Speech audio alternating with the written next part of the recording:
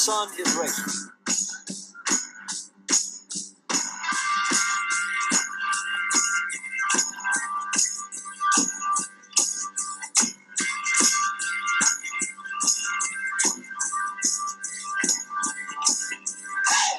Welcome, race fans, to another episode of the Rubbin' Is Racing Daily Fantasy NASCAR Show. This week we head to Fontana, California for the Auto Club 400, the last leg of NASCAR Goes West. Stages this weekend are going to be at lap 60, lap 120, and then we race the final 80 laps all the way to the finish. In 28 races, the race winner has gone 1-1 only 2 times. Both of those were Chevys. Out of the last 10 races at Auto Club, Chevy has won 7 of those. Although Chevy has not done well in 2018, I think they're going to add another one to that set there. Well, kids, expect more overcast skies and temps in the low 60s when we go racing Sunday, March 18th at 3:30 p.m. Eastern on Fox. And I know Liehr's excited. We've been texting back and forth all night. We are fresh off the biggest upset in March Madness history, kids. The University of Baltimore, Maryland County became the first 16 seed to beat a number 1 seed. And they didn't just beat Virginia, they throttled them by 20 points. So before we get into the picks and the craziness that was qualifying today, if you had to pick one driver this weekend to pull off an upset against the favorites, UBMC style, who would it be, Liehr? It's kind of crazy I'm saying this, especially after what we've talked about so far in this 2018 campaign. But he's obviously not a favorite. But, dude, I'm going to go with Jimmy Johnson. And I think that would be an upset for the ages.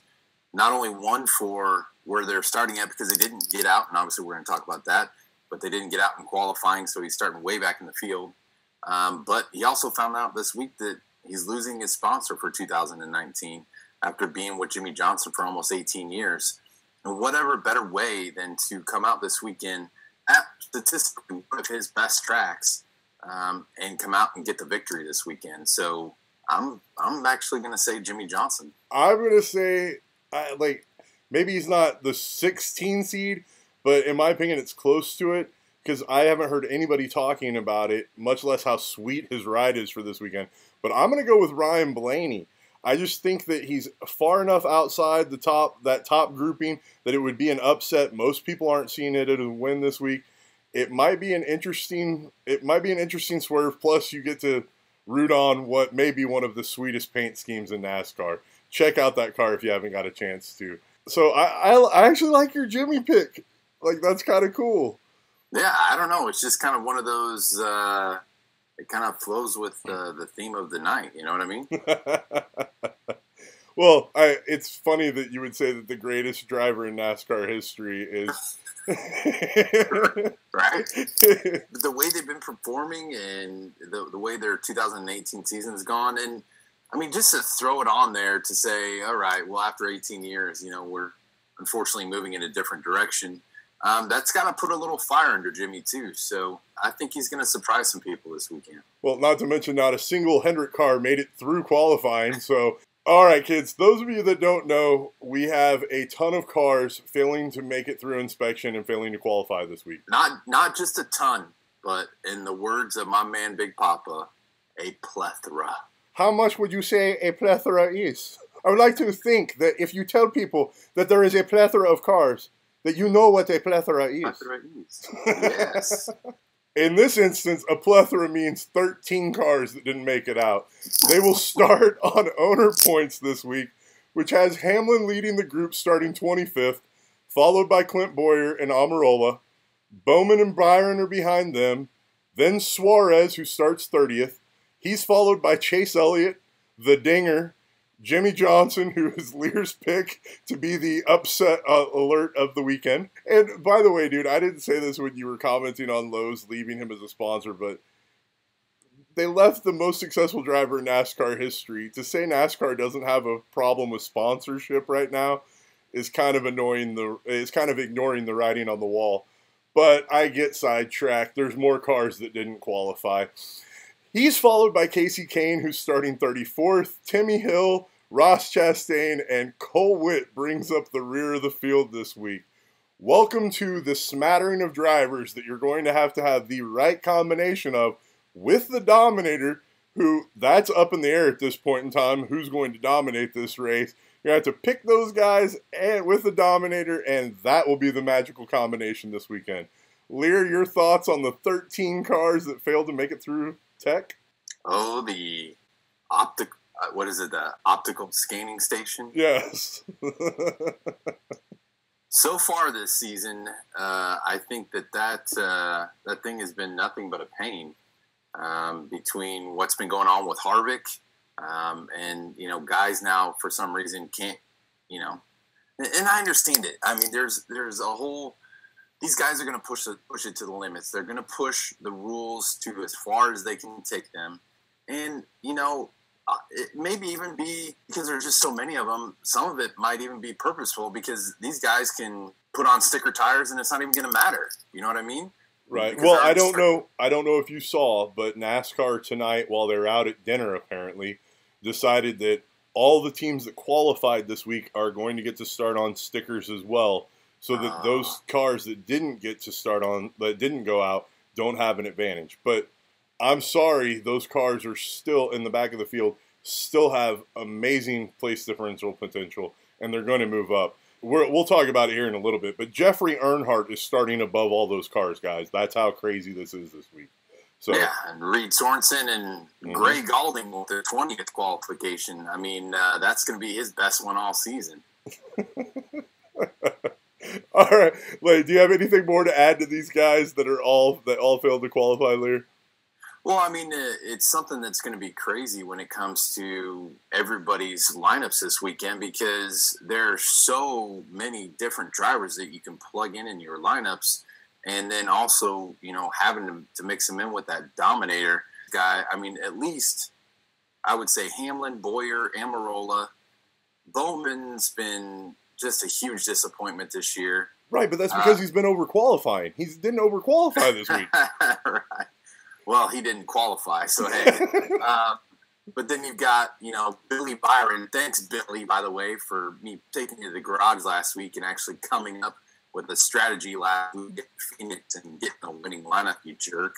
And then, you got Daniel Suarez, who's had an awesome finish here last year. Mm-hmm. And then, of course, you got Chase Elliott, who was, almost, if they played it out right, almost could have taken the win home last weekend at Phoenix. And then, the 7-time champion and Jimmy Johnson. So, I mean, there's just a huge amount of drivers back there. And, I would say I think it's going to take a couple other drivers that, start in the teams and, also in the top 10. But it's going to be a crazy weekend this weekend, brother. I don't think we're going to have very many teams that are going to have the same lineups this week. Yeah, well, and it gets super tight salary-wise when you start trying to squeeze in Chase Elliott and Hamlin because of where they're priced, but you don't really want to fade either one of those guys where they're starting. It gets messy, man, especially when you combine them with one of the Dominators, one of the guys that we're going to pick to burn some rubber. Matter of fact, and honestly, and that's why I'm not wearing a hat tonight. I'm sure all of you out there are like, well, I didn't even know you had hair, Liehr. Well, yeah, it's actually a nice head of hair. But I was so confused in the mirror, I couldn't decide which one to put on, so I just left it off tonight. Well, and I went with RS hat, so, supporting Suarez, I think that is a safe play with him starting 30th.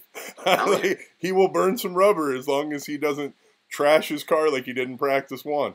But with that said, Liehr, who do you have to burn some rubber if you had to pick at this point in time? Who's it going to be? Well, before we get into that, I almost do some burning rubber, don't we? Dude, I'm so excited about the Retrievers beating Virginia, even though it trashed my brackets. That I almost forgot. Please do the honors, sir. Burning rubber, no qualifying style, California, baby! Oh, that was good, Liehr. I like that. No qualified style. All right, Liehr. Who's your pick, buddy? I'm actually going to be taking a guy that he's had a pretty decent season so far, but he's been hot or not. I'm going to be rolling with Larson in the 42 team. And, you know, as this West Coast swing comes to an end, obviously last year, for a year ago, Larson was really hot. You know, they completed their West Coast swing going 1 for 1, and only the second time in the track's history, you know, starting on the pole and winning the race. But Larson started out hot last weekend, you know, leading most of the first stage, but he really fell off and ended up with an 18th place finish. But this track size and type of racing fits Larson's strengths. It's probably one of his better tracks, and his strengths are always going to be, you know, tracks that are wide open, tracks where he can run up against the wall. And this track is in his backyard. I mean, he's a California kid from Elk Grove. There's always something special about when you get to go home and go race in your home state.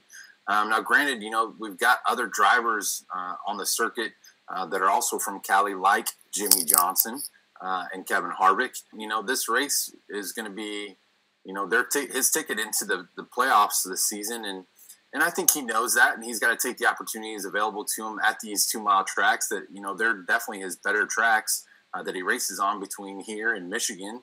But, you know, he knows that opportunities, especially when you got somebody like Kevin Harvick that's been dominating. Now, granted, we have, you know, so many more races to come up in this summer. But, dude, when you have the opportunity to take advantage of it, you got to take advantage of it. And he qualified third today and was practicing as fifth fastest in the first practice.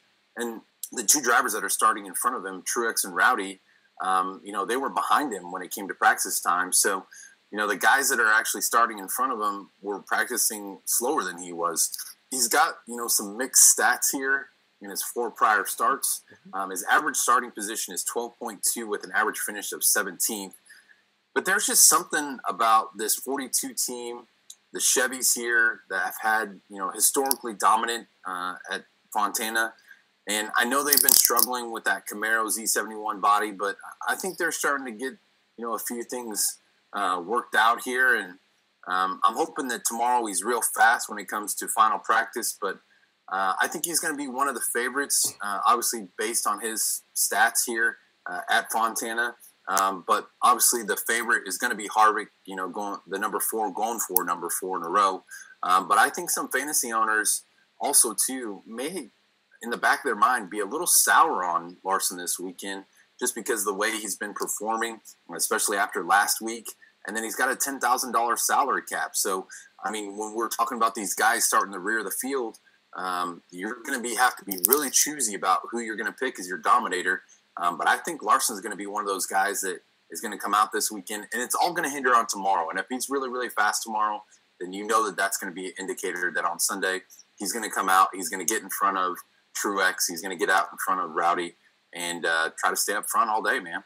Yeah, I think the Chip Ganassi cars actually have got the Camaro body figured out. They're the only ones that seem to have it figured out. That doesn't concern me, but I think Larson, as well as Truex and Rowdy, are going to be the higher-owned favorites, and I think that's traditionally what we see. I think a lot of the touts out there are going to be telling people to play Larson because of his run-the-high-line strategy, which works so well here. The guys that I like to counter that are also the favorites in Truex, Rowdy, and then it shouldn't surprise anyone that I'm going back to this for my burning rubber pick yet again.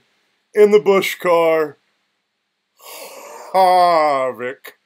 That's right. Like, he's so good. I feel like we need to say his name with that, like, pretentious northeast regality. So Harvick at 11,500, starting 10th. Before the season, guys, Harvick was asked what 2 tracks he thought he would dominate or do well at, and he said Atlanta and Fontana. He backed that up with a win in Hotlanta and then back-to-back wins in Vegas and Phoenix. Yet the guy is still, for some reason, under 50% owned and will probably get overlooked more than he should yet again this week. The ownership percentages on Harvick have been astronomically low for the kind of domination we've seen out of this guy.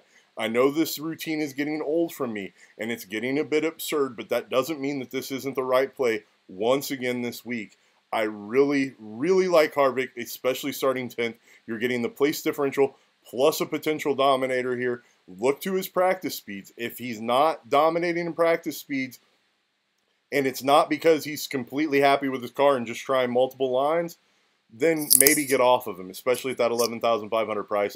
Again, people are going to jump down from Harvick, play Larson, play Rowdy, play Truex instead with all those guys in the back, and you might be able to get on an island with literally the hottest driver and the best driver right now on the circuit. I think that's a dangerous combination to get. Liehr, your thoughts? I mean, clearly you don't think Harvick's going to go for 4 in a row. Well, I mean, not saying I'm not going to have exposure on him, because, I mean, you'd be an idiot to not have exposure on the guy that's been the hottest driver in the series so far this season, and especially, you know, with him going for his 4th in a row.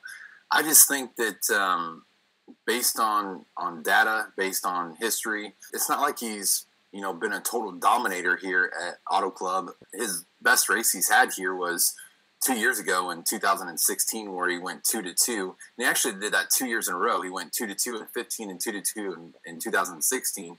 And he led 142 laps in 2016 and only 34 laps in 2015.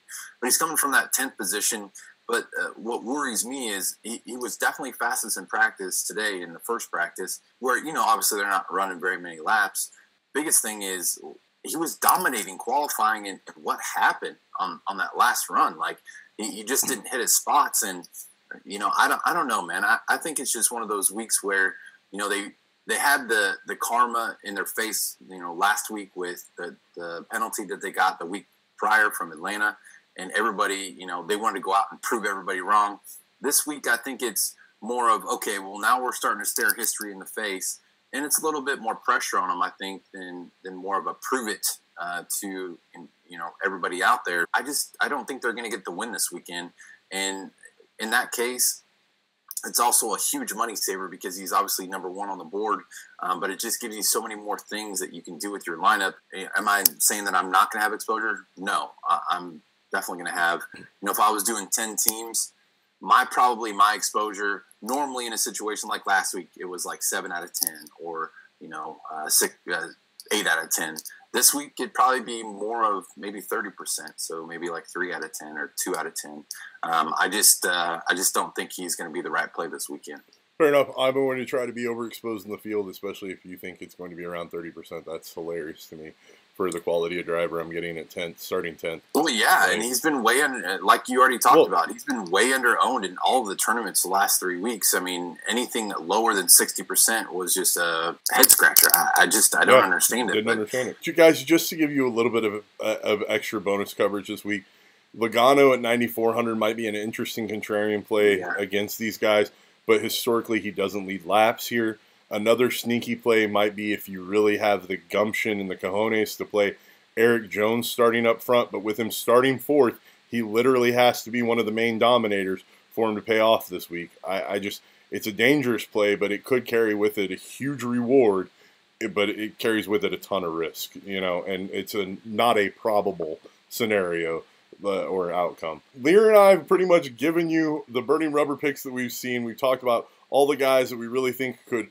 tear up this race this weekend and get you those points that you need. As far as value, we're going to basically skip the value segment this week, because there really isn't any value, because those who qualified at value are all way overqualified.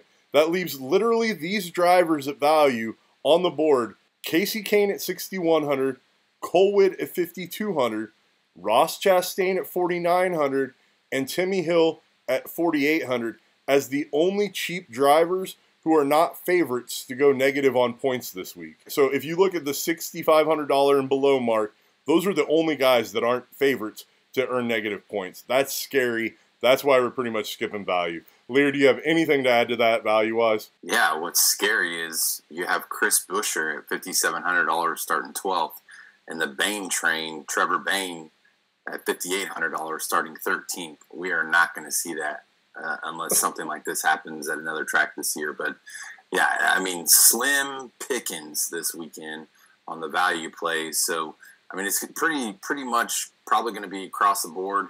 My opinion, I think, you know, Dinger, 32nd at $6,000 is a good one. And you already mentioned Casey Kane. But other than that, you know, maybe William Byron kind of falls in that category, starting 29th. It's going to be difficult to take anybody else. Maybe Colwitt at 37th. But, I mean, last year Cole Whitt was kind of one of those guys he was actually pretty decent play at some of these tracks. This year so far, Cole Whitt's been pretty disappointing. I mean, but literally him, Ross Chastain, Timmy Hill are the only super value you have below 6K. But that's the thing is with Cole Whitt starting 37th, you can't get any negative points, which is the nice part.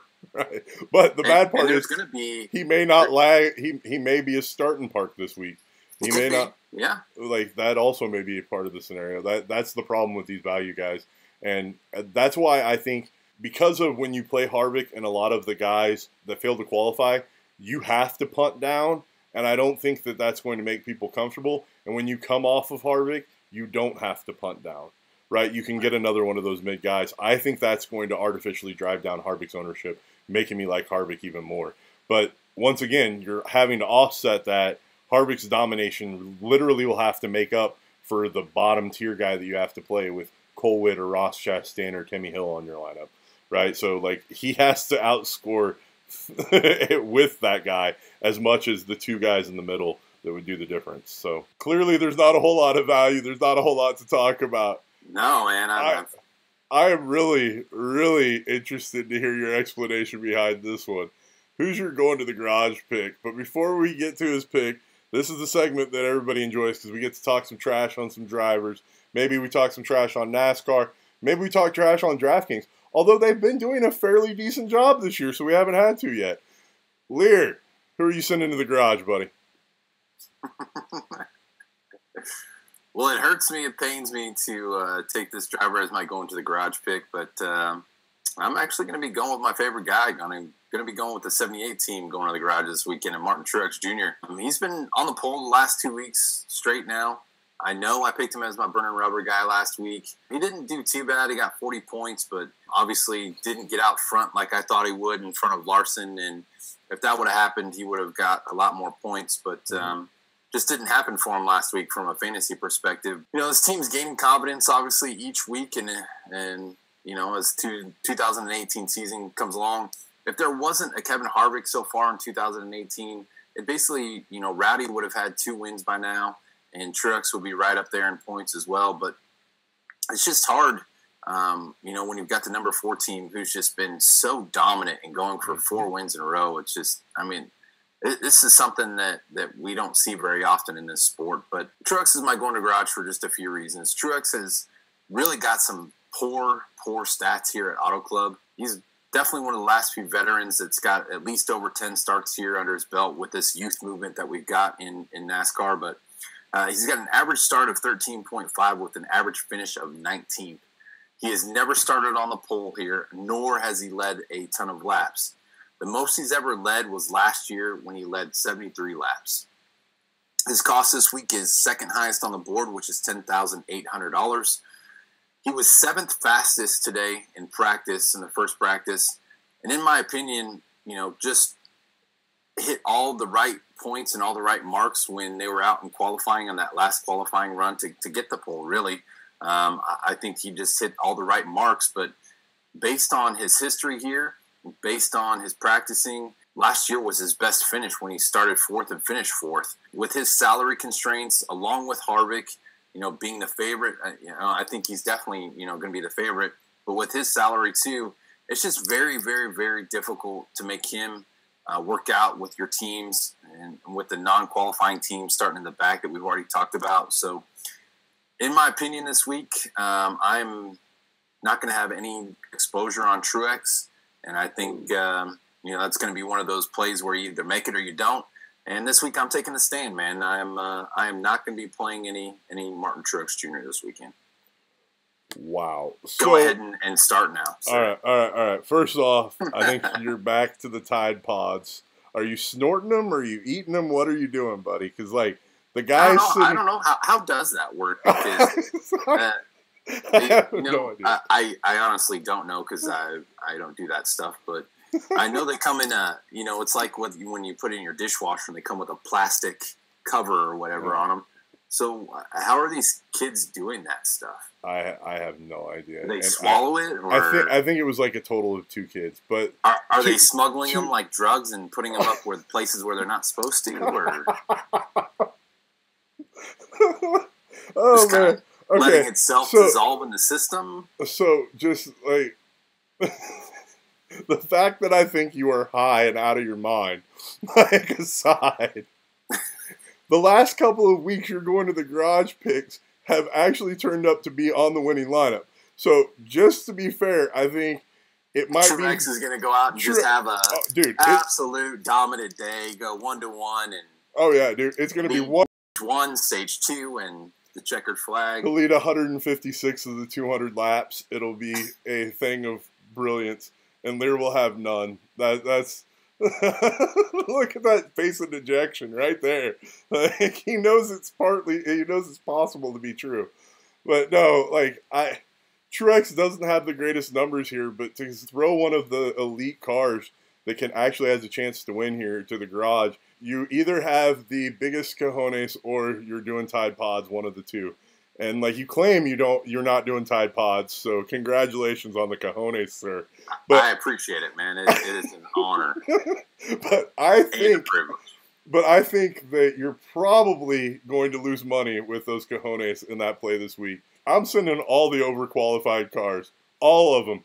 Bain, Menard, Ty Dillon, Matty DB, Bubba Wallace, Greg Alding, David Reagan, Michael McDowell, Jeffrey Earnhardt, Reed Sorensen. Y'all going to the garage. All of you. Done. Not rostering a single one of those guys on that list. I will have 0%. Liehr, your thoughts on my going to the garage pick? Well, it doesn't shock me that you take all these different cars because you never stick with one pick. But did you have Ty Dillon in there? Yeah, Ty Dillon. I mean, it's one of those crazy weeks, bro. That this whole non-qualifying 13 cars are just throwing a huge wrench in the qualifying and in the start of the race and in everybody's fantasy race. So it's just one of those things to where. Yeah, I mean, there's obvious plays that you don't want to make, and the guys that normally qualify towards the back that are now starting in the upper teens and lower 20s, they just don't have the equipment like the other guys starting from the back do, and the guys starting in the front of the field. So pretty obvious plays there not to make. Yeah, I didn't want to go out on a limb. I just wanted to make sure people knew not to make those plays. At least at least statistically, that's what the data shows.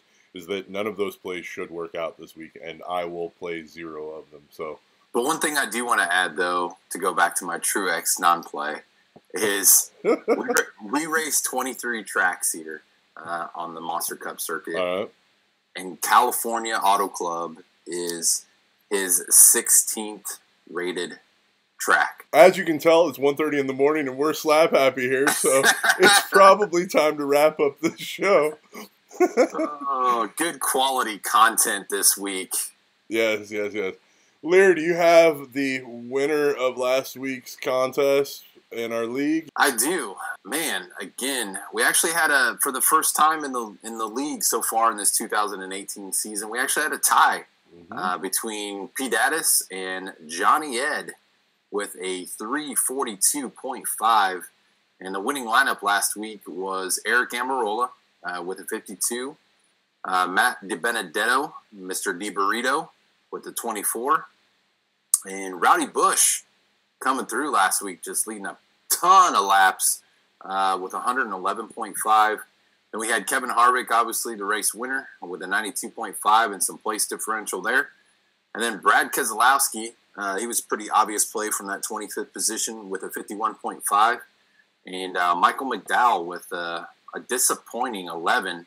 Man, what happened to McDowell last week? And he had it all pointing in the right direction and just didn't come to the track on Sunday with a good race. But 342.5, so that means that we split the 50 and the 40 points between the two of them. So each of them got 45 points. But that surged P. Daddis into the league lead with a season long of 150 points. There you go. The guy we're all chasing to get that sweet autographed diecast of our choosing. So, with that said, guys, thanks again for watching another episode of the Rubbing His Racing Daily Fantasy NASCAR Show. It is always our pleasure to have you guys along for the ride. Hopefully, we're giving you good information that helps us all win some money this week. Liehr, Let's say our goodbyes and get out of here. Well, actually, man, I mean, with everything going down with qualifying this week, I'm really looking forward to this race. This is an awesome track. I wish that we actually raced here twice a year and not just once. But with it being so freaking wide, we can go 4 or 5 wide. The restarts are awesome. These guys go really high speeds here. And, the backstretch is, this is one of the oldest surfaces, and it's just so bumpy. And you can see the sparks flying off the body. These guys are really going to have to come with their A game this weekend. And I'm just really excited to watch it. 1, I'm going to be home for the first time in a while. But 2, I'm excited just to watch this race and see kind of how it plays out. And, also with Harvick's number 4 on the line, it should be interesting what happens. But always appreciate you guys watching the show. Love having you. Love commenting on your guys' comments, and keep them up, thumbs ups. And spread the love of the show. And, hopefully next weekend when we go short track racing, we're not going to have any issues with qualifying, and it's not going to have a 13 or 14 or 15 teams towards the back of the field. So, well, with that said, guys, let's win some money this week. Have fun and enjoy the race. Thanks for watching, everybody. Have a good weekend. Go KU. Yeah, they're going to lose tomorrow.